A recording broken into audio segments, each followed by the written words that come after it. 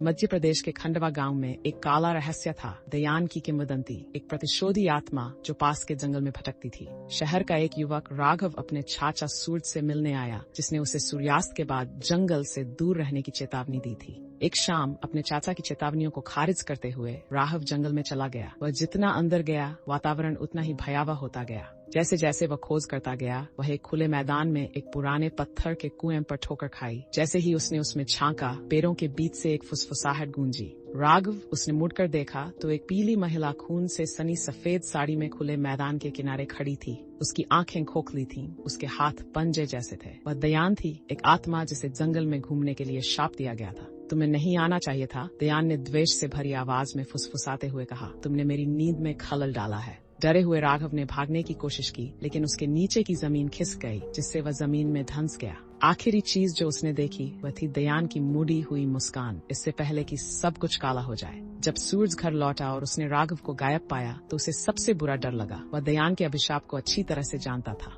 वह चांदी के चाकू से लैस होकर जंगल में भागा, ऐसा हथियार जो दयान को पीछे हटाने के लिए कहा जाता है। समाशोधन में सूरज ने आत्मा का सामना किया। तुम उसे लेने आए हो, है न? उसने पूछा। उसकी आवाज स्थिर थी। दयान मुस्कुराया, लेकिन सूरज ने हिम्मत नहीं हारी। उसने चांदी के चाकू को जमीन में घुसा दिया, एक प्राचीन प्रार्थना का जाप करते हुए। दयान चीखी, पीड़ा में तरपती हुई, रात में गायब होने से पहले। हालांकि दयान अभी के लिए चली गई थी, सूरज जानता था कि वह हमेशा वापस आएगी। खंडवा का जंगल प्रेतवादित रहेगा, उसकी फुसफुसाहटें पीढ़ियों तक पैरों के माध्यम से गूंजती रहेंगी।